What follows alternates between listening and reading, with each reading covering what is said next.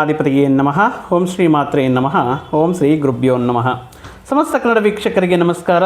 ನೀವು ಮೊದಲನೇ ಬಾರಿ ನಮ್ಮ ಚಾನಲ್ ನೋಡ್ತಾ ಇದ್ದರೆ ದಯವಿಟ್ಟು ಸಬ್ಸ್ಕ್ರೈಬ್ ಮಾಡಿ ಅಂತ ಹೇಳ್ತಾ, ಮುಖ್ಯವಾಗಿ ಈ ಫೆಬ್ರವರಿ ಮಾಸದಲ್ಲಿ ಬರುವಂತಹ ಅಮಾವಾಸ್ಯೆಗೆ ಒಂದು ವಿಶೇಷವಾಗಿರುವಂತಹ ಅಮಾವಾಸ್ಯೆ ಈ ಮಾಸದಲ್ಲಿ ಮಾಘ ಅಮಾವಾಸ್ಯೆ 17ನೇ ತಾರೀಕು ಅಂತ ಹೇಳಬಹುದು. ಏಕೆಂದರೆ ಅದೇ ದಿನ ಕುಂಭರಾಶಿಗೆ 5 ಗ್ರಹಗಳ ಆಗಮನ ಅನ್ನೋದು, ರಾಶಿಯಲ್ಲೇ ರಾಹು ಆಲ್ರೆಡಿ ಇರೋದರಿಂದ ರಾಹುವಿನ ಜೊತೆ ಚಂದ್ರ ಆಗಿರ್ಬೋದು, ರವಿ ಆಗಿರ್ಬೋದು ಬರೋದರಿಂದ ಸ್ವಲ್ಪ ಗ್ರಹಣ ಯೋಗ. ಅವರ ಜೊತೆಗೆ ಬುಧ ಶುಕ್ರ ಆಗಮನ ಅನ್ನೋದು ದ್ವಾದಶ ರಾಶಿಗಳಿಗೆ, ಆ ರಾಶಿಗಳಿಗೆ ಈ ಕುಂಭರಾಶಿಯ ಸ್ಥಾನ ಯಾವ ಭಾವಕ್ಕೆ ಬೀಳುತ್ತೆ ಅದರ ಮೇಲೆ ಫಲಗಳನ್ನೋದು ನಾವು ಇಂದಿನ ವಿಡಿಯೋಗಳಿಂದ ಹೇಳ್ತಾ ಬಂದಿದ್ದೇವೆ. ಈಗ ಕುಂಭರಾಶಿಯವರಿಗೆ ರಾಶಿಯಲ್ಲೇ ಆಗ್ತಾ ಇರುವಂತಹ ಪಂಚಗ್ರಹ ಕೂಟ ಯಾವ ರೀತಿ ಪ್ರತಿಕೂಲ, ಯಾವ ರೀತಿ ಸವಾಲುಗಳನ್ನು, ಯಾವ ರೀತಿ ಸಮಸ್ಯೆಗಳನ್ನು, ಆತಂಕಗಳನ್ನು ಸೃಷ್ಟಿ ಮಾಡುತ್ತಾ ಅಥವಾ ಕೆಲವೊಂದು ವಿಷಯಗಳಲ್ಲಿ ಅನುಕೂಲವಾಗಿರುತ್ತೆ ಅನ್ನುವಂತಹ ವಿಷಯಗಳನ್ನು ತಿಳ್ಕೊಳ್ಳೋದಕ್ಕೆ ನೀವು ವಿಡಿಯೋ ಕೊನೆಯವರೆಗೂ ನೋಡಿ. ಯಾಕಂದರೆ ಈ ಪಂಚಗ್ರಹ ಕೂಟ ಅನ್ನೋದು ಮುಖ್ಯವಾಗಿ ಭೌಗೋಳಿಕವಾಗಿ ಆಗಿರ್ಬೋದು, ಜಗತ್ತಿನಲ್ಲಿ ಆಗಿರ್ಬೋದು, ಕೆಲವೊಂದು ವಿಪರೀತ ಪರಿಣಾಮಗಳಿಗೆ ದಾರಿ ಮಾಡಿಕೊಡ್ತಾರೆ. ಅದೇ ರೀತಿ ಕುಂಭರಾಶಿಯಲ್ಲೇ ಆಗ್ತಾ ಇರುವಂತಹ ಈ ಗ್ರಹಕೂಟ ಈ 17ನೇ ತಾರೀಕು ಅಮಾವಾಸ್ಯದಿಂದ ಕೂಡಿ ಒಂದು ಗ್ರಹಣ ಯೋಗವನ್ನು ಕುಂಭರಾಶಿ ಜಾತಕರಿಗೆ ನೀಡ್ತಾ ಇರುತ್ತೆ. ಇನ್ ಕೇಸ್ ಈ 17, 18, 19 ಮಧ್ಯ ದಿನವರೆಗೆ, ಅಂದರೆ ಚಂದ್ರ 2.5 ದಿನಗಳ ಕಾಲ ಇರುವಂತಹ ಸಮಯದಲ್ಲಿ ಇನ್ ಕೇಸ್ ಜಾತಕರು ಹುಟ್ಟಿದರು, ಅಂದರೆ ಹೊಸ ಶಿಶುಗಳು ಏನಾದರೂ ಹುಟ್ಟಿದರೂ ಕೂಡ ಇವರಿಗೆ ಸ್ವಲ್ಪ ಗ್ರಹ ಶಾಂತಿ ಮಾಡಿಸೋದು ಉತ್ತಮ. ಇದೊಂದು ರೀತಿ ಗ್ರಹಣ ದೋಷ ಅಂತ ಹೇಳ್ತಾ ಇರ್ತೇವೆ. ಯಾಕಂದರೆ ಇಲ್ಲಿ ರವಿ, ರಾಹು, ಚಂದ್ರ 3 ಗ್ರಹಗಳು ರಾಶಿಗೆ ಬರ್ತಾ ಇರುವಂಥ ಕಾರಣದಿಂದ ಒಂದು ರೀತಿ ಗ್ರಹಣ ಯೋಗ ಅಂತಲೂ ಹೇಳಬಹುದು. ಮುಖ್ಯವಾಗಿ ಈ ರಾಶಿಯಲ್ಲೇ ಬರ್ತಾ ಇರುವಂತಹ ಚಂದ್ರ, ರವಿ, ರಾಹು ಒಂದೇ ರಾಶಿಯಲ್ಲಿದ್ದಾಗ ಏನಾಗುತ್ತಂದರೆ ಒಂದು ರೀತಿ ಗ್ರಹಣ ಯೋಗ ಅನ್ನೋದು ನಿರ್ಮಾಣವಾಗ್ತಾ ಇರುತ್ತೆ. ಅಂದರೆ ಯಾವುದಾದ್ರೂ ಒಂದು ರಾಶಿಯಲ್ಲಿ ಲಗ್ನಕ್ಕೆ ಒಂದು ನೀಚಗ್ರಹ, ಒಂದು ಪಾಪಗ್ರಹ, ಶತ್ರುಗ್ರಹ ಬಂದಾಗ ಏನಾಗುತ್ತೆ, ಜಾತಕರಿಗೆ ಕೆಲವೊಂದು ಸಮಸ್ಯೆಗಳಲ್ಲಿ ಆತಂಕಗಳು, ಕೆಲವೊಂದು ವಿಷಯಗಳಲ್ಲಿ ಮನಸ್ತಾಪಗಳು ಇತ್ಯಾದಿ ವಿಷಯಗಳು ಅಥವಾ ವೈಫಲ್ಯಗಳು, ಈ ವಿಷಯಗಳ ಮುಖಾಂತರ ಅವರ ಜೀವನದಲ್ಲಿ ಕೆಲವೊಂದು ದಿನಗಳ ಕಾಲ ಯಾವ ರೀತಿ ತಾಳ್ಮೆಗೆ ಪರೀಕ್ಷೆ ಅನ್ನೋ ರೀತಿಯಲ್ಲಿ ಈ ಜಾತಕರಿಗೆ ಕೆಲವೊಂದು ವಿಷಯಗಳಲ್ಲಿ ಮಾತಿನ ಬಗ್ಗೆ ಗಮನ ಆಗಿರ್ಬೋದು, ವೃತ್ತಿ ಉದ್ಯೋಗಗಳಲ್ಲಿ ಸ್ವಲ್ಪ ಭಾವೋದ್ವೇಗಕ್ಕೆ ಒಳಗಾಗಿ ಡಿಸಿಷನ್ ತಗೊಳ್ಳೋದಾಗಿರ್ಬೋದು, ಕ್ಷಣಿಕಾವೇಶ ಆಗಿರ್ಬೋದು, ಈ ಸ್ಪೀಡಾಗಿ ವೆಹಿಕಲ್ ಓಡಿಸೋದಾಗಿರ್ಬೋದು, ಇಂತಹ ವಿಷಯಗಳಲ್ಲಿ ನಾವು ಒಂದು ಕ್ರಮಶಿಕ್ಷಣೆಯುತ ಜೀವನ ಶೈಲಿ. ಯಾಕಂದರೆ ರಾಶ್ಯಾಧಿಪತಿ ಕುಂಭರಾಶಿಯವರಿಗೆ ಶನಿ ಪರಮಾತ್ಮ ಅಲ್ವಾ, ಅವರು ಏನು ಧರ್ಮಪಾಲಕ, ಕರ್ಮಕಾರಕ ಅಂತ ಹೇಳ್ತಾ ಇರ್ತೀವಿ. ಅಂದರೆ ನಮ್ಮನ್ನು ಒಂದು ಡಿಸಿಪ್ಲೈನ್ ಲೈಫ್ ಸ್ಟೈಲಲ್ಲಿ ಇಡೋದಕ್ಕೆ, ಒಂದು ನ್ಯಾಯಬದ್ಧವಾಗಿ ಧರ್ಮಬದ್ಧವಾಗಿ ಜೀವನವನ್ನು ಮಾಡೋದಕ್ಕೆ, ಧರ್ಮಬದ್ಧವಾಗಿ ಕೆಲವೊಂದು ವಿಷಯಗಳಲ್ಲಿ ನಮ್ಮನ್ನು ನಾವು ತೊಡಗಿಸ್ಕೊಳ್ಳೋದಕ್ಕೆ ಈ ಶನಿ ಪರಮಾತ್ಮನ ಅನುಗ್ರಹ ಅನ್ನೋದು ಇಂಪಾರ್ಟೆಂಟ್ ಆಗಿರುತ್ತೆ. ಸೊ ಏನಾಗುತ್ತೆ, ರಾಶಿಯಲ್ಲೇ ಪಾಪಗ್ರಹಗಳು ನೀಚ ಸ್ಥಾನಕ್ಕೆ ಅಂದರೆ ಶತ್ರು ಗ್ರಹಗಳು ಏನಾದರೂ ಬಂದರೆ ಜಾತಕನಿಗೆ ಈ ವೃತ್ತಿ ಉದ್ಯೋಗ ವಿಷಯಗಳಲ್ಲಾಗಿರ್ಬೋದು, ಹಣಕಾಸಿನ ನಷ್ಟ ಆಗಿರಬಹುದು, ಆರೋಗ್ಯಕ್ಕೆ ಸಂಬಂಧಪಟ್ಟಂತಹ ಸಮಸ್ಯೆಗಳಾಗಿರ್ಬೋದು ಕಾರಣ ಆಗ್ತಾ ಇರುತ್ತೆ. ಅಂದರೆ ಈ ಹೊಸದಾಗಿ ಯಾರಾದರೂ ಮಕ್ಕಳು ಹುಟ್ಟಿದ ತಕ್ಷಣ ಯಾಕೆ ಅವರು ಹುಟ್ಟಿರುವಂತಹ ಅಂದರೆ ಟೈಮಿಂಗ್ ಪ್ರಕಾರ ಏನಾದರೂ ದೋಷ ಇದೆಯಾ, ನಕ್ಷತ್ರ ದೋಷ ಇದೆಯಾ, ಈ ರೀತಿ ಏನಾದರೂ ದೋಷ ನೀಡುವಂತಹ ಯೋಗಗಳಿದೆಯಾ ಅಂತ ಪ್ರತಿಯೊಬ್ಬರು ಚೆಕ್ ಮಾಡ್ತಾ ಇರ್ತಾರೆ. ಅದಕ್ಕೆ ತಕ್ಕಂತೆ 21 ದಿನಗಳ ಒಳಗಡೆ ಗ್ರಹ ಶಾಂತಿ, ನಕ್ಷತ್ರ ಶಾಂತಿ ಅನ್ನೋದು ಮಾಡಿಸ್ತಾ ಇರ್ತೀವಿ ಅಲ್ವಾ ನಮ್ಮ ಹೈಂದವ ಧರ್ಮದಲ್ಲಿ. ಆ ರೀತಿ ಪರ್ಟಿಕ್ಯುಲರ್ ಆಗಿ ಗ್ರಹ ಶಾಂತಿಯನ್ನು ಮಾಡಿಸ್ತೇವೆ. ಆದರೆ ಈ ಸಂದರ್ಭದಲ್ಲಿ ಫೆಬ್ರವರಿ 17ನೇ ತಾರೀಕು ರಾಶಿಯಂದೇ ಬಂದಿರುವಂತಹ ಪಂಚಗ್ರಹಗಳು ಯಾವ ರೀತಿ ಪರಿಣಾಮವನ್ನು ನೀಡುತ್ತೆ ಕುಂಭರಾಶಿಯವರಿಗೆ ಅಂದರೆ, ಮುಖ್ಯವಾಗಿ ಮನಸ್ಕಾರಕ ಅಂದರೆ ಮಾತೃಕಾರಕ, ಮನಸ್ಕಾರಕ ಚಂದ್ರ ಷಷ್ಠಾಧಿಪತಿ, ಋಣರೋಗ ಶತ್ರುಸ್ಥಾನಕ್ಕೆ ಅಧಿಪತಿಯಾಗಿರುವಂತಹ ಚಂದ್ರ ಈ ರಾಶಿಗೆ ಬರುವಂತಹ ಕಾರಣದಿಂದ ಕುಂಭರಾಶಿಯವರಿಗೆ ವೈಯಕ್ತಿಕವಾಗಿ ಅಥವಾ ಅವರ ಕುಟುಂಬ ಸದಸ್ಯರಿಗೆ, ಮುಖ್ಯವಾಗಿ ತಾಯಿಗೆ ಮಾತೃಕಾರಕ ಚಂದ್ರ ಅಂತ ಹೇಳ್ತಾ ಇರ್ತೇವೆ. ಸೊ ತಾಯಿಗೆ ಆರೋಗ್ಯ ಸಮಸ್ಯೆಗಳು, ಹಣಕಾಸಿನ ಸಮಸ್ಯೆಗಳು, ವೈಯಕ್ತಿಕವಾಗಿ ಆಗಿರ್ಬೋದು, ಕುಟುಂಬ ಸದಸ್ಯರಿಗೆ ಆಗಿರ್ಬೋದು, ಈ ರೀತಿ ಸಣ್ಣ ಪುಟ್ಟ ಆರೋಗ್ಯ ಸಮಸ್ಯೆಗಳಾಗಿರ್ಬೋದು, ಸಣ್ಣ ಪುಟ್ಟ ತೊಂದರೆಗಳಲ್ಲಿ ಬರುವಂತಹ ಸಾಧ್ಯತೆ ಇರುತ್ತೆ. ಸೊ ನಿರ್ಧಾರಗಳು ತಗೊಳ್ಳೋ ವಿಷಯಗಳಲ್ಲಿ ಅಷ್ಟೇ ಚಂಚಲತೆಯನ್ನು ನೀಡ್ತಾ ಇರ್ತಾರೆ. ಮಾನಸಿಕ ಅಲ್ವಾ, ಚಂಚಲ ಸ್ವಭಾವವನ್ನು ನೀಡ್ತಾ ಇರ್ತಾನೆ ಚಂದ್ರ. ಸೊ ಆದ್ದರಿಂದ ಚಂದ್ರನಲ್ಲಿರುವಂತಹ ಕಳೆಗಳು ಯಾವ ರೀತಿ ಏರುಪೇರಾಗ್ತಾ ಇರುತ್ತೋ ನಮ್ಮಲ್ಲಿ ಮೂಡ್ ಸ್ವಿಂಗ್ಸ್ ಅದೇ ರೀತಿ ಇರುತ್ತೆ. ಅಂದರೆ ಈಗ ಒಂದು ನಿರ್ಧಾರ, ಅರ್ಧ ಗಂಟೆ ಆದಮೇಲೆ ಒಂದು ನಿರ್ಧಾರ, ಈ ರೀತಿ ಚಂಚಲ ಮನಸ್ಥಿತಿ ಇರುತ್ತೆ. ಸೊ ಈ ಸಂದರ್ಭದಲ್ಲಿ ಈ ಗ್ರಹಕೂಟ ನಿರ್ಮಾಣವಾಗ್ತಾ ಇರೋದರಿಂದ ಷಷ್ಠಾಧಿಪತಿ ಚಂದ್ರ ರಾಶಿಗೆ ಬಂದಿರುವಂತಹ ಕಾರಣದಿಂದ ಆರೋಗ್ಯದ ಬಗ್ಗೆ ಕಾಳಜಿ ವಹಿಸಬೇಕಾಗಿರುತ್ತೆ. ನಿರ್ಧಾರಗಳು, ಮುಖ್ಯವಾದ ನಿರ್ಧಾರಗಳು ತಗೊಳ್ಳುವಾಗ ಒಂದಕ್ಕೆರಡು ಬಾರಿ ಯೋಚನೆ ಮಾಡಬೇಕಾಗಿರುತ್ತೆ. ಹಿತೈಷಿಗಳ ಸಲಹೆಗಳು ತಗೊಳ್ಳೋದು, ಸ್ವಂತ ನಿರ್ಧಾರಗಳು ಅಷ್ಟೊಂದು ಕೆಲಸ ಮಾಡಲ್ಲ ಈ ಸಂದರ್ಭದಲ್ಲಿ. ಸೊ ಆದ್ದರಿಂದ ಹಿತೈಷಿಗಳ ಸಲಹೆಗಳು, ಒಂದಕ್ಕೆರಡು ಬಾರಿ ಯೋಚನೆ ಮಾಡಿ ಕೆಲವೊಂದು ಮುಖ್ಯವಾದ ನಿರ್ಧಾರಗಳು, ಅದು ವಿವಾಹ ವಿಷಯಗಳಲ್ಲಾಗಿರಬಹುದು ಅಥವಾ ಯಾರಿಗಾದರೂ ಮಾತು ಕೊಡುವಂಥ ಸಂದರ್ಭಗಳಾಗಿರ್ಬೋದು, ಮುಖ್ಯವಾದ ವಿಷಯಗಳಲ್ಲಿ ಹೂಡಿಕೆ ಮಾಡುವಂಥ ಸಂದರ್ಭಗಳಲ್ಲಿ ಈ ನಿರ್ಧಾರಗಳನ್ನು ಸ್ವಲ್ಪ ನೋಡಿ ತಗೋಬೇಕಾಗಿರುತ್ತೆ. ಅಂದರೆ ವಿಪರೀತವಾಗಿರುವಂಥ ಅಂದರೆ ಮನಸ್ಕಾರಕ ಅಲ್ವಾ, ಮನಸ್ಸಿನಲ್ಲಿ ಒಂದು ವಿಪರೀತ. ಈ ಆ್ಯಕ್ಚುಲಿ ಕುಂಭರಾಶಿಯವರು ಸ್ವಾಭಾವಿಕವಾಗಿ ಇವರಲ್ಲಿ ಅತ್ಯಾಶೆ ಇರೋದಿಲ್ಲ, ತ್ಯಾಗ ಪುರುಷರು ಅಂತ ಹೇಳಿದ್ರೆ ತಪ್ಪಿಲ್ಲ. ಯಾಕಂದರೆ ಇವರ ಸ್ವಭಾವವೇ ಆ ರೀತಿ ಇರುತ್ತೆ. ಅವರು ಹಸ್ಕೊಂಡ್ರೂ ಪರವಾಗಿಲ್ಲ, ತಮ್ಮ ಸುತ್ತಮುತ್ತಲಿರುವಂತಹ ವ್ಯಕ್ತಿಗಳು ಸಂತೋಷವಾಗಿ ಹೊಟ್ಟೆ ತುಂಬಿಸ್ಬೇಕು ಅಂತ ತ್ಯಾಗ ಮಾಡುವಂತಹ ವ್ಯಕ್ತಿಗಳು. ಬಟ್ ಈ ಸಂದರ್ಭದಲ್ಲಿ ಯಾವ ರೀತಿ ಇರುತ್ತಂದರೆ ಒಂದು ವಿಪರೀತವಾಗಿರುವಂಥ ಆಶೆಗಳು, ಏನೋ ದೊಡ್ಡ ಮಟ್ಟದಲ್ಲಿ ಏನೋ ಒಂದು ಸಾಧನೆ ಮಾಡಿಬಿಡೋಣ.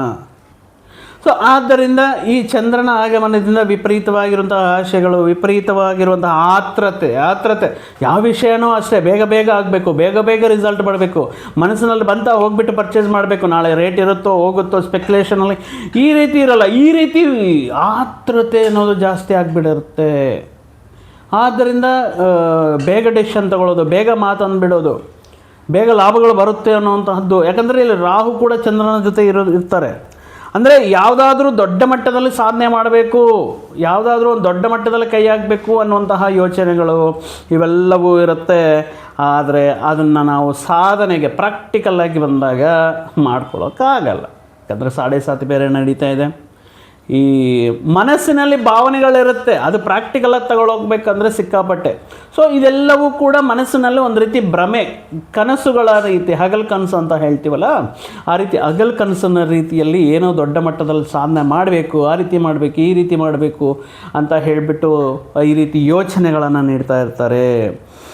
ಇನ್ನು ಮುಖ್ಯವಾಗಿ ರವಿ, ಇದು ಪಿತೃಕಾರಕ ಆಗಿರುವಂತಹ ರವಿ ಅಲ್ಲಿ ಇರೋದು, ಮಾತೃಕಾರಕ ಆಗಿರುವಂತಹ ಚಂದ್ರ ಬಲಹೀನವಾಗ್ತಾ ಇರುವಂತಹ ಕಾರಣದಿಂದ, ಅದು ಕೂಡ ರವಿ ರಾಹುವಿನ ಮಾಯಾಗ್ರಹ ಆಗಿರುವಂತಹ ಈ ರಾಹುವಿನ ಜೊತೆ ಇರೋದರಿಂದ ನಿಮ್ಮಲ್ಲಿರುವಂತಹ ಒಂದು ಟ್ಯಾಲೆಂಟ್ಗೆ, ನಿಮ್ಮಲ್ಲಿರುವಂತಹ ಸ್ಕಿಲ್ಗೆ, ನಿಮ್ಮಲ್ಲಿರುವಂತಹ ಪ್ರತಿಭೆಗೆ, ನಿಮ್ಮಲ್ಲಿರುವಂತಹ ಈ ಕೆಲವೊಂದು ವಿಶೇಷವಾಗಿರುವಂತಹ ಜ್ಞಾನಕ್ಕೆ ಈ ಸಂದರ್ಭದಲ್ಲಿ ಆತಂಕಗಳು ಬರ್ಬೋದು. ನೀವೆಷ್ಟೇ ಕ್ರಿಯೇಟಿವಿಟಿ ಯೂಸ್ ಮಾಡಿದ್ರು, ಎಷ್ಟೇ ಹೊಸತನವಾಗಿ ಆವಿಷ್ಕರಣಗಳು ಮಾಡಿದ್ರು, ಐಡಿಯಾಗಳು ಕೊಟ್ಟರು ಕೂಡ ಜನರು ಅದನ್ನು ಗುರುತಿಸೋದ್ರಲ್ಲಿ ಅಥವಾ ನೀವು ಎಷ್ಟೇ ಹೇಳಿದ್ರು ಇಲ್ಲ ಈ ರೀತಿ ಮಾಡಿ ಚೆನ್ನಾಗಿರುತ್ತೆ ಅಂತ ಹೇಳಿದ್ರು ಕೂಡ ನಿಮ್ಮಲ್ಲಿರುವಂತಹ ಪ್ರತಿಭೆ ಬೆಳಕಿಗೆ ಬರುವುದಿಲ್ಲ. ಈ ರೀತಿ ಕೆಲವೊಂದು ಸಂದರ್ಭಗಳು ಈ ರೀತಿ ಗೋಚಾರದಿಂದ ಆಗ್ತಾ ಇರುತ್ತೆ. ಇನ್ನು ಮುಖ್ಯವಾಗಿ ಪಿತೃಕಾರಕ ರವಿ ರಾಹು ಜೊತೆ ಇರೋದರಿಂದ ನಿಮ್ಮ ತಂದೆಗೆ ಅಥವಾ ನಿಮ್ಮ ಸಂತಾನಕ್ಕೆ ಕೆಲವೊಂದು ವಿಷಯಗಳಲ್ಲಿ ಆತಂಕಗಳು, ಹಣಕಾಸಿನ ಪರದಲ್ಲಾಗಿರಬಹುದು ಅಥವಾ ಅವರ ವೃತ್ತಿ ಉದ್ಯೋಗಗಳಲ್ಲಾಗಿರಬಹುದು ಅಥವಾ ಅವರ ವಿದ್ಯಾಭ್ಯಾಸದಲ್ಲಾಗಿರಬಹುದು, ಈ ರೀತಿ ಕೆಲವೊಂದು ಸಮಸ್ಯೆಗಳು ಬರುವುದು, ಆ ಸಮಸ್ಯೆಗಳು ನಿಮ್ಮ ದೃಷ್ಟಿಗೆ ಬರುವುದು. ಯಾಕೆ ಈ ರೀತಿ ಸಮಸ್ಯೆಗಳು ತಂದುಕೊಂಡ್ರು? ಈಗ ನಿಮ್ಮ ತಂದೆಗೆ ಸಮಸ್ಯೆ ಬಂದ್ರೂ ನೀವೇ ಯೋಚನೆ ಮಾಡಬೇಕಾಗಿರುತ್ತೆ, ನಿಮ್ಮ ಸಂತಾನಕ್ಕೆ ಸಮಸ್ಯೆಗಳು ಬಂದ್ರೂ ನೀವೇ ಮುಂದೆ ನಿಂತು ಯೋಚನೆ ಮಾಡಬೇಕಾಗಿರುತ್ತೆ, ಅದನ್ನು ಪರಿಷ್ಕಾರ ಮಾಡಬೇಕಾಗಿರುತ್ತೆ. ಈ ರೀತಿ ಪಿತೃಕಾರಕ ಆಗಿರುವಂತಹ ರವಿ ರಾಹುವಿನ ಜೊತೆ ಇರೋದರಿಂದ ಈ ಮಾರ್ಚ್ 14-15 ಕೂಡ ಈ ರೀತಿ ಸಣ್ಣ ಪುಟ್ಟ ಸಮಸ್ಯೆಗಳು ಎದುರಿಸುವಂತಹ ಸಾಧ್ಯತೆಯೂ ಇರುತ್ತೆ. ಅಂದರೆ ಅವರಿಗೆ ಹಣಕಾಸಿನ ವಿಷಯಗಳಲ್ಲಿ, ವೃತ್ತಿ ಉದ್ಯೋಗ ವಿಷಯಗಳಲ್ಲಿ, ಇನ್ ಕೇಸ್ ನಮಗೆ ಬರಲ್ವಾ ಜಾತಕರಿಗೆ ಅಂದರೆ ನಿಮಗೂ ವೈಯಕ್ತಿಕವಾಗಿ ನಿಮಗೂ ಕೂಡ ಕೆಲವೊಂದು ವಿಷಯಗಳು ನಡೆಯಬಹುದು. ಆದರೆ ಗುರುದೃಷ್ಟಿ ಇದೆ, ಗುರುದೃಷ್ಟಿ ಇರೋದರಿಂದ ಸ್ವಲ್ಪ ಕೆಲವೊಂದು ವಿಷಯಗಳಲ್ಲಿ ಅನುಕೂಲತೆ ಅನ್ನೋದು ಇರುತ್ತೆ. ಕೊನೆಯ ಕ್ಷಣದಲ್ಲಿ ಒಳ್ಳೆಯದಾಗೋದು, ಕೊನೆಯ ಕ್ಷಣದಲ್ಲಿ ಆಗುವಂತಹ ಕೆಲವೊಂದು ವಿಷಯಗಳು, ಕೆಲವೊಂದು ಅಪಘಾತಗಳಾಗಿರ್ಬೋದು, ಕೆಲವೊಂದು ವಿಷಯಗಳಾಗಿರ್ಬೋದು, ದೈವ ಕೃಪೆ ಗುರುದೃಷ್ಟಿ ಇರೋದರಿಂದ ನಿಮಗೆ ಅಷ್ಟರ ಮಟ್ಟಿಗೆ ನಿಮಗೆ ಆತಂಕ ಸೃಷ್ಟಿ ಮಾಡಲ್ಲ. ಬಟ್ ಚಂದ್ರ ರಾಹುವಿನ ಜೊತೆಗೆ ರವಿ ರಾಹುವಿನ ಜೊತೆಗಿರೋದ್ರಿಂದ ಮುಖ್ಯವಾಗಿ ಕುಂಭರಾಶಿಯವರು ಮನೆಯಲ್ಲಿ ಯಾರಿಗೇ ಏನೋ ಪ್ರಾಬ್ಲಮ್ ಅಂದ್ರೂ ಅವ್ರಿಗೇ ಆಗಿದೆ ಅನ್ನೋ ರೀತಿಯಲ್ಲಿ ತುಂಬ ಮನಸ್ಸಿಗೆ ತಗೊಳ್ತಾ ಇರ್ತಾರೆ. ಸೊ ಈ ಸಂದರ್ಭದಲ್ಲಿ ಈ ರೀತಿ ಮನಸ್ತಾಪಗಳು ಬರ್ತಾ ಇರುತ್ತೆ. ಇನ್ನು ಮುಖ್ಯವಾಗಿ ಈ ಸಂದರ್ಭದಲ್ಲಿ ಏನು ನಡೀತಾ ಇರುತ್ತೆ ಅಂದರೆ ರಾಹು ಇವರೆಲ್ಲ ಬುಧ ಶುಕ್ರ ಇವರೆಲ್ಲ ಜೊತೆಗೆ ಇರೋದ್ರಿಂದ ದೊಡ್ಡ ಮಟ್ಟದಲ್ಲಿ ಅದು ಏನೂ ಇರಲ್ಲ, ಮುಂದಕ್ಕೆ ಹೋಗಲ್ಲ. ಬಟ್ ಹೇಳ್ಕೊಳ್ಳೋದು ಮಾತ್ರ ಗ್ರೇಟಾಗಿ ಹೇಳ್ಕೊಳ್ತಾ ಇರ್ತಾರೆ. ಇಲ್ಲ ಆಲ್ಮೋಸ್ಟ್ ಆಗ್ತಾ ಬಂತು, ಇಷ್ಟು ಇನ್ವೆಸ್ಟ್ಮೆಂಟ್ ಮಾಡಿದ್ದೀನಿ, ಅಷ್ಟು ಇನ್ವೆಸ್ಟ್ಮೆಂಟ್ ಮಾಡಿದ್ದೀನಿ, ಖಂಡಿತ ಬರುತ್ತೆ, ಈ ಥರ ಪರ್ಚೇಸ್ ಮಾಡಬೇಕು, ಇದೆಲ್ಲದನ್ನು ನೋಡೋಣ. ಈ ರೀತಿ ಅದು ಅಸಾಧ್ಯವಾಗಿರುವಂತಹ ವಿಷಯಗಳ ಬಗ್ಗೆ ಸ್ವಲ್ಪ ಉನ್ನತ ಮಟ್ಟದಲ್ಲಿ ಹೇಳ್ಕೊಳ್ತಾ ಇರ್ತೀರ ಜನ ಹತ್ರ. ಬಟ್ ಅಲ್ಲಿ ರಿಸಲ್ಟ್ ಪ್ರಾಕ್ಟಿಕಲ್ ಆಗಿ ಬಂದರೆ ಅದರಲ್ಲಿ ಏನೂ ಇರಲ್ಲ. ಈ ರೀತಿ ಸಿಚುವೇಶನು ಆಗುವುದಕ್ಕೆ ಚಾನ್ಸ್ ಇರುತ್ತೆ. ಯಾಕೆಂದರೆ ಇಲ್ಲಿ ರಾಹುಗೆ ಸ್ವಕ್ಷೇತ್ರ ಸ್ವಂತ ಸ್ಥಾನ ಕುಂಭರಾಶಿ, ಅದರಲ್ಲೂ ಕೂಡ ರಾಶಿಯಲ್ಲೇ ರಾಹು ಇರೋದರಿಂದ ಯಾವ ರೀತಿ ಇರುತ್ತಂದರೆ ಈ ಡಿಫೆಂಡಿಂಗ್ ನೇಚರ್ ಜಾಸ್ತಿ ಇರುತ್ತೆ ಕುಂಭರಾಶಿಯವರಿಗೆ ಈ ಸಂದರ್ಭದಲ್ಲಿ. ಅವ್ರು ಅಂದ್ಕೊಂಡಿರೋದೇ ಕರೆಕ್ಟು, ಅವ್ರು ಹೇಳಿರೋದೇ ಎಸ್ ಅನ್ನೋ ರೀತಿಯಲ್ಲಿ ವಾದ ಮಾಡ್ತಾ ಇರ್ತಾರೆ. ಅವ್ರು ತಗೊಂಡ ನಿರ್ಧಾರಗಳೇ ಕರೆಕ್ಟು. ಬಟ್ ಸಣ್ಣ ಪುಟ್ಟ ತಪ್ಪುಗಳಾದ್ರೂ ಕೂಡ ಅವರು ಆ ತಪ್ಪುಗಳನ್ನು ಬೇರೆಯವ್ರ ಮೇಲೆ ಬ್ಲೇಮ್ಗೆ ಮಾಡೋದಕ್ಕೆ ಚಾನ್ಸಸ್ ಇರುತ್ತೆ. ಸೊ ಬೇರೆಯವ್ರ ಮೇಲೆ ತಳ್ಳೋದು, ಆ ರೀತಿಯ ಪ್ರಾಬ್ಲಮ್ ಬಂದ್ರು ಅವರೇ ಗ್ರೇಟು, ಅವರ ವಿಷಯದಲ್ಲೇ ಗ್ರೇಟು ಅನ್ನೋ ರೀತಿಯಲ್ಲಿ.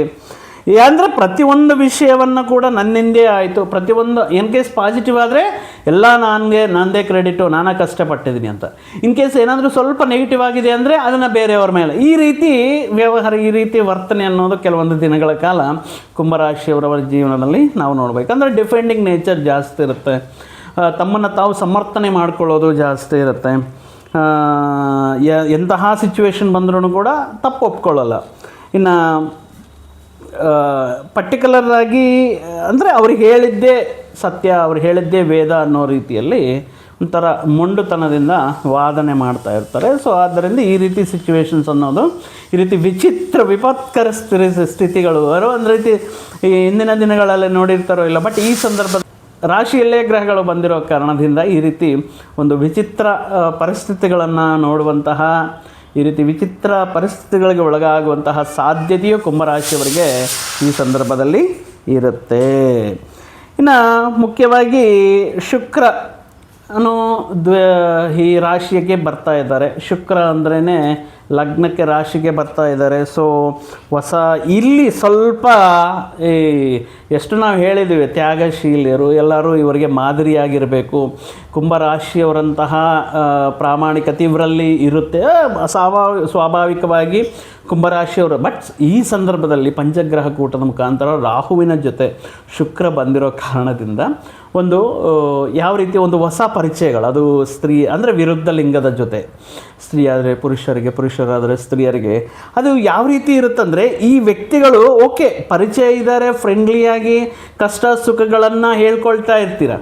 ಬಟ್ ಈ ಸಂದರ್ಭದಲ್ಲಿ ಏನಾಗುತ್ತೆ ಅಂದರೆ ನಿಮ್ಮ ವೈವಾಹಿಕ ಜೀವನದಲ್ಲಿ, ನಿಮ್ಮ ವೈಯಕ್ತಿಕ ಜೀವನದಲ್ಲಿ ಇರುವಂತಹ ಕೆಲವೊಂದು ವಿಷಯಗಳನ್ನು ಅಡ್ವಾಂಟೇಜಾಗಿ ತಗೊಂಡು ಅವರು ನಿಮ್ಮನ್ನು ಹತ್ರ ಸೆಳ್ಕೊಳ್ಳೋದಕ್ಕೆ ನೋಡ್ತಾ ಇರ್ತಾರೆ.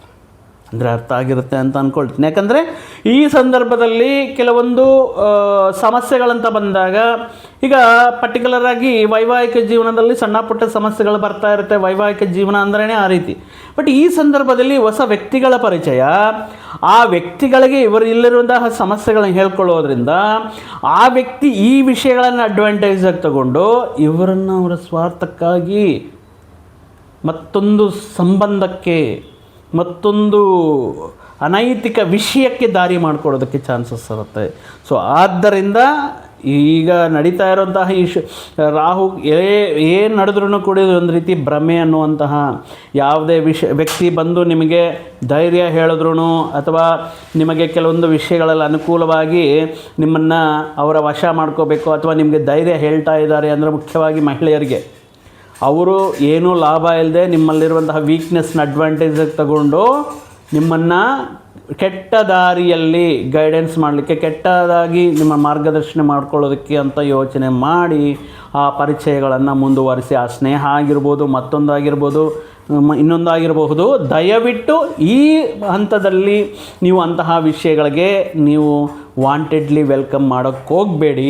ಈ ಸಂದರ್ಭದಲ್ಲಿ ಆಗುವಂತಹ ಪರಿಚಯಗಳು ಮುಂದಿನ ದಿನಗಳಲ್ಲಿ ನಿಮ್ಮ ವೈವಾಹಿಕ ಜೀವನಕ್ಕೆ ಬಿರುಕು ಬೀಡುವಂತಹ ಅಥವಾ ವೈವಾಹಿಕ ಜೀವನದಲ್ಲಿ ಅಗಾಧಗಳು ಸೃಷ್ಟಿ ಮಾಡುವಂತಹ ಸಂದರ್ಭಗಳು ಬರಬಹುದೇನೋ. ಆದ್ದರಿಂದ ಈಗ ಏನೋ ಒಂದು ಮಾಯ ರೀತಿಯಲ್ಲಿ ಫ್ರೆಂಡ್ಶಿಪ್ ಆಗಿದ್ದಾರಾ ಹೇಳಿ, ಏನಾದರೂ ತಿಂಡಿ ತಿಂದ್ರ, ಊಟ ಆಯಿತಾ, ಹೇಗಿದ್ದೀರಾ, ಹೇಗೆ ನಡೀತಾ ಇದೆ ಇಲ್ಲಿವರೆಗೂ, ಬಟ್ 4 ಗೋಡೆಗಳ ಮಧ್ಯೆ ನಡೀತಾ ಇರುವಂತಹ ವಿಷಯಗಳನ್ನು ನಿಮ್ಮ ವೈವಾಹಿಕ ಜೀವನದಲ್ಲಿ ನಡೀತಾ ಇರುವಂತಹ ಸಮಸ್ಯೆ ಆಗಿರ್ಬೋದು, ಒಳ್ಳೆಯದಾಗಿರ್ಬೋದು, ದಯವಿಟ್ಟು 3ನೇ ವ್ಯಕ್ತಿಗೆ ಹೇಳ್ಕೊಳ್ಳೋಕೆ, ಬಟ್ ಅವರು ಈ ವಿಷಯಗಳಲ್ಲಿ ಅಡ್ವಾಂಟೇಜ್ ಆಗಿ ತಗೊಂಡು ನಿಮ್ಮನ್ನು ಅವರ ವಶ ಮಾಡ್ಕೊಳ್ಳೋದಕ್ಕೆ ಪ್ರಯತ್ನ ಮಾಡ್ತಾ ಇರ್ತಾರೆ. ಹುಷಾರಾಗಿರಬೇಕು. ಇನ್ನು ಪಂಚಮ ಅಷ್ಟಮಾಧಿಪತಿ, ಪಂಚಮ ಸ್ಥಾನ ಸಂತಾನ ಸ್ಥಾನ, ಪ್ರೀತಿ ವಾತ್ಸಲ್ಯ ಸ್ಥಾನ ಅಂತ ಹೇಳ್ತಾ ಇರ್ತೀವಿ. ಅಷ್ಟಮ ಸ್ಥಾನದಲ್ಲಿ ಅಧಿಪತಿಯಾಗಿರುವಂತಹ ಬುಧನೂ ರಾಶಿಗೆ ಬರ್ತಾ ಇದ್ದಾರೆ. ಸೊ ಈ ಭ್ರಮೆಗಳು ಅಥವಾ ಹೊಸ ಪರಿಚಯಗಳು ಅಥವಾ ಹೊಸ ಅಭ್ಯಾಸಗಳು, ಹೊಸ ವ್ಯಸನಗಳು, ಅಡಿಕ್ಷನ್ಸು, ಹೊಸ ಒಂದು ರೀತಿ ಮಾಯೆ, ಒಂದು ಭ್ರಮೆ, ಒಂದು ಕನಸಿನಲ್ಲಿರುವಂತಹ ಸಂದರ್ಭಗಳಲ್ಲಿ ವ್ಯಾಪಾರಕಾರಕ ಬುಧ ನಿಮಗೇನು ಹೊಸ ಆಪರ್ಚುನಿಟೀಸ್ ಕೊಡ್ತಾ ಇರ್ತಾರೆ, ಲಾಭಗಳು ಬರುವಂತಹ ವಿಷಯಗಳನ್ನು ಕೊಡ್ತಾ ಇರ್ತಾರೆ, ಹಾರ್ಡ್ ವರ್ಕ್ ಮಾಡುವಂಥ ಅವಕಾಶಗಳನ್ನು ಕೊಡ್ತಾ ಇರ್ತಾರೆ.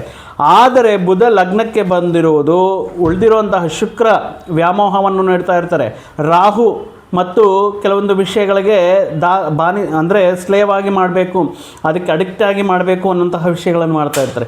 ಈ ವಿಷಯಗಳ ನಡುವೆ ತಾತ್ಕಾಲಿಕ ಕ್ಷಣಿಕ ಸುಖಕ್ಕೆ ಅಥವಾ ಕೆಲವೊಂದು ಭ್ರಮೆ, ಒಂದು ಪ್ರೀತಿ ಪ್ರೇಮ ಇತ್ಯಾದಿ ವಿಷಯಗಳ ಆ ಭ್ರಮೆ ಮೈಂಡಲ್ಲಿ ತುಂಬಿರೋದ್ರಿಂದ ಈ ಅವಕಾಶಗಳನ್ನು ಪಡೆಯೋದ್ರಲ್ಲಿ ಕೈಯನ್ನು ಬಿಡೋಕ್ಕೆ ಹೋಗಬೇಡಿ. ಬಂದಿರುವಂತಹ ಅವಕಾಶಗಳ, ಉದ್ಯೋಗ ಅವಕಾಶಗಳಾಗಿರ್ಬೋದು, ವೃತ್ತಿಗೆ ಸಂಬಂಧಪಟ್ಟಂಥ ವ್ಯಾಪಾರ ಅವಕಾಶಗಳಾಗಿರ್ಬೋದು, ಹಣಕಾಸಿಗೆ ಸಂಬಂಧಪಟ್ಟಂಥ ಅವಕಾಶಗಳಾಗಿರ್ಬೋದು, ದಯವಿಟ್ಟು ನೀವು ಕೈ ಮೀರಿಸೋಕ್ಕೆ ಹೋಗಬೇಡಿ, ಕೈ ಅದನ್ನು ಮಿಸ್ ಮಾಡ್ಕೊಳ್ಳೋಕ್ಕೆ ಹೋಗಬೇಡಿ ಅಂತ ಹೇಳ್ತಾ ಇದ್ವಿ. ಸೊ ಈ ಸಂದರ್ಭದಲ್ಲಿ ಈ ಕುಂಭರಾಶಿಯವರು ಈ ಪಂಚಗ್ರಹ ಕೂಟದಿಂದ ಸ್ವಲ್ಪ ಹೊರಗಡೆ ಬನ್ನಿ. ಎಸ್, ನಿಮ್ಮಲ್ಲಿರುವ ಎಲ್ಲ ರೀತಿಯ ಒಳ್ಳೆಯ ಲಕ್ಷಣಗಳು, ಎಲ್ಲ ರೀತಿಯ ಗುಣಗಳು, 4 ಜನಕ್ಕೆ ಮಾದರಿ ಆಗಬೇಕಾಗಿರುವಂತಹ ಎಲ್ಲ ವಿಷಯಗಳು ನಿಮ್ಮ ಹತ್ರ ಇದೆ.